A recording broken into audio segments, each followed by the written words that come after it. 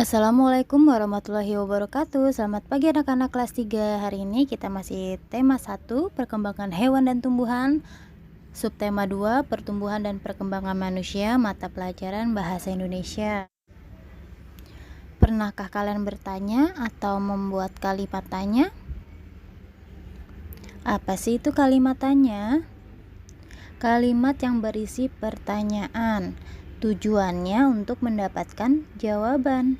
Ciri kalimat tanya yaitu menggunakan kata tanya diakhiri dengan tanda tanya.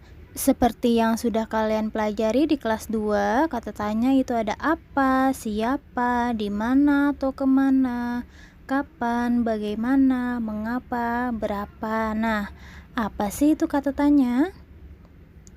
Kata tanya adalah kata yang digunakan dalam membuat kalimat tanya. Kita mulai dari apa. Apa untuk menanyakan benda, keadaan, perbuatan. Jawabannya berupa pengertian, keterangan, benda.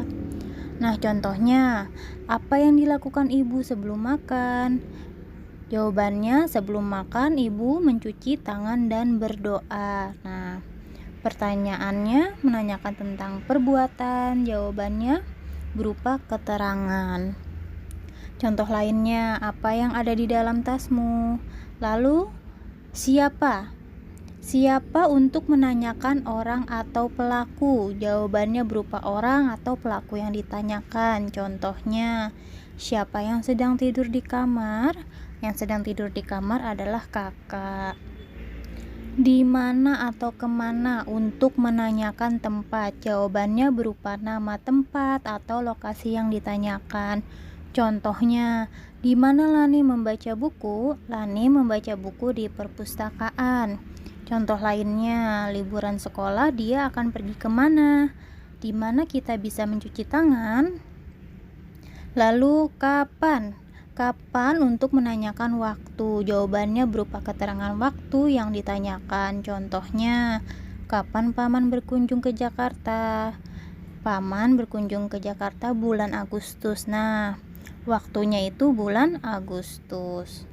Lalu, sejak kapan adikmu pindah ke Jawa Timur? Sampai kapan aku harus menunggumu? Nah, jawabannya berupa waktu semua. Mengapa? Mengapa untuk menanyakan sebab atau alasan suatu peristiwa terjadi? Jawabannya ditandai dengan kata karena atau sebab. Contohnya, mengapa Tono rajin belajar? Tono rajin belajar karena ingin menjadi siswa yang pandai. Contoh lainnya, mengapa ayah tidak masuk kerja? Karena sebab.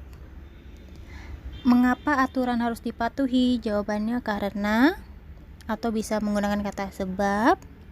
Oke, kita lanjut. Berapa?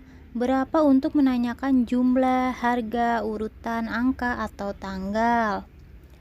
Nah, contohnya berapa umurmu? Berapa harga buku itu? Tanggal berapa sekarang? Nah, tadi penjelasan singkat tentang penggunaan kata tanya untuk kalimat tanya. Mudah kan membedakannya? Lalu, materi selanjutnya adalah pembiasaan dalam keseharian. Apa saja pembiasaannya? Mari mengamati. Dilihat gambarnya. Kegiatan apa saja yang dilakukan Lani sebelum tidur? Lani mencuci kaki, sikat gigi, berdoa, lalu tidur. Nah, apakah kamu melakukan kegiatan sebelum tidur? Masih ingat materi ciri-ciri makhluk hidup? Tidur merupakan faktor pertumbuhan dan perkembangan makhluk hidup. Ternyata tidur itu sehat loh. Dalam masa pertumbuhan memerlukan tidur yang cukup karena istirahat mempengaruhi pertumbuhan dan perkembangan tubuh. Tidur secukupnya, jika berlebihan membuat tubuh lemas dan tidak sehat. Jadi tidur itu tidak boleh berlebihan ya, karena ada waktu tidur sesuai usianya. Diperhatikan pada gambar, kebutuhan tidur sesuai usia. 1 bulan, 0 sampai 1 bulan umumnya membutuhkan tidur 14-18 jam setiap hari. Usia 1-18 bulan, waktu tidur 12-14 jam setiap hari termasuk tidur siang. Pada usia anak 3-6 tahun membutuhkan waktu 11-13 jam termasuk waktu tidur siang. Anak usia 6-12 tahun membutuhkan waktu tidur 10 jam. Nah, anak yang kurang tidur dapat menyebabkan mereka menjadi hiperaktif, konsentrasi belajar kurang, dan memiliki masalah pada perilaku di sekolah. Usia menjelang remaja yaitu 12-18 tahun membutuhkan waktu 8-9 jam untuk tidur. Usia 18-40 tahun yaitu orang dewasa membutuhkan waktu tidur 7-8 jam setiap hari. Usia lansia di atas 40 tahun membutuhkan tidur 7 jam per harinya. Jadi, berapa usiamu dan kamu membutuhkan waktu berapa lama untuk tidur? Bisa dilihat ya. Siapa yang di sini suka begadang atau tidak mau saat disuruh tidur siang? Nah, bisa dilihat ada 7 ancaman akibat kurang tidur. Hilangnya konsentrasi saat belajar, memperburuk kondisi kesehatan tubuh, jadi sering sakit ya, kulit terlihat lebih tua, hilangnya fokus saat berkendara, munculnya obesitas atau kegemukan, stres yang meningkat, dan sering lupa. Jadi harus tidur sesuai waktu yang dibutuhkan, jangan kurang dan jangan berlebihan. Hal apa saja yang dilakukan sebelum tidur? Apa yang kamu lakukan sebelum tidur? Yaitu menggosok gigi, mencuci kaki atau wudhu, menjaga kebersihan tempat tidur, berdoa. Nah, itu adalah kegiatan atau pembiasaan sebelum tidur. Pembiasaan yang selanjutnya, siapa yang suka sarapan? Manfaat sarapan pagi apa ya?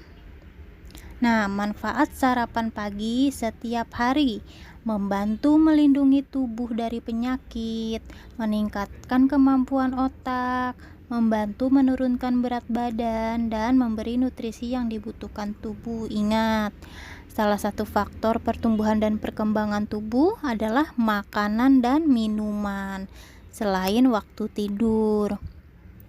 Nah, pembiasaan sebelum dan sesudah makan apa saja? Coba dilihat gambarnya.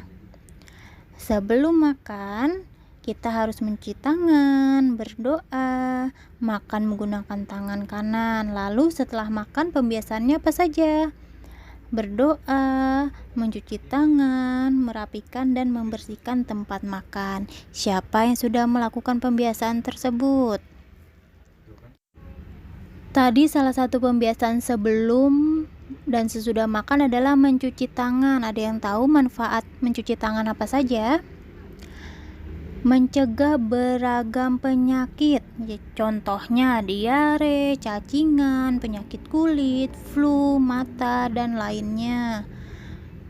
Membunuh kuman-kuman yang berbahaya dan lebih efektif daripada memakai hand sanitizer. Jadi saat mencuci tangan lebih baik daripada menggunakan hand sanitizer. Nah, mencuci tangan tidak harus setelah dan sebelum makan saja, tapi setelah batuk dan bersin kita kadang menutupnya dengan tangan. Nah, kita harus mencuci tangan. Lalu setelah menggunakan laptop, ponsel, dan benda lainnya kita juga harus mencuci tangan. Setelah menyentuh binatang peliharaan, setelah menggunakan toilet, kita harus mencuci tangan kita agar bersih dari kuman-kuman.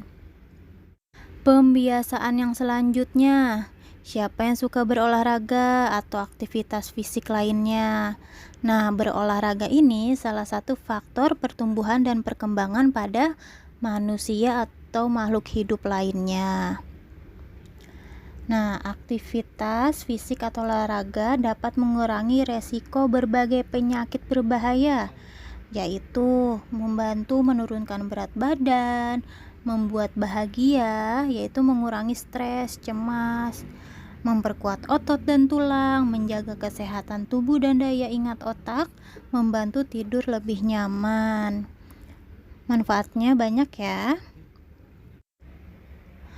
Nah, selain olahraga, ada aktivitas fisik rutin yang dapat kalian lakukan. Contohnya, jalan kaki minimal 10.000 langkah, melakukan kegiatan rumah, pekerjaan rumah seperti menyapu, menggosok, mencuci, membantu mama, bunda di rumah. Nah, yang suka kegiatan menari, berkebun, atau kalian bisa naik turun tangga. Kegiatan tersebut dapat membantu perkembangan dan pertumbuhan tubuh kalian, tapi secara rutin ya. Jadi, siapa yang masih bangun kesiangan atau masih malas melakukan pembiasaan sebelum makan, sudah makan, pembiasaan sarapan pagi, dan olahraga.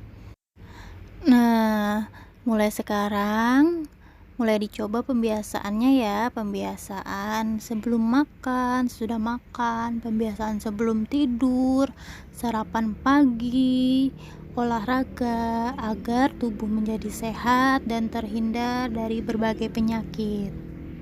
Materi hari ini sampai di sini. Kita telah mempelajari apa itu kalimat tanya, apa saja kata tanya, dan pembiasaan-pembiasaan keseharian yang dapat membantu perkembangan dan pertumbuhan makhluk hidup. Jadi dikerjakan tugasnya, dicatat materinya. Dari Ibu terima kasih. Wassalamualaikum warahmatullahi wabarakatuh.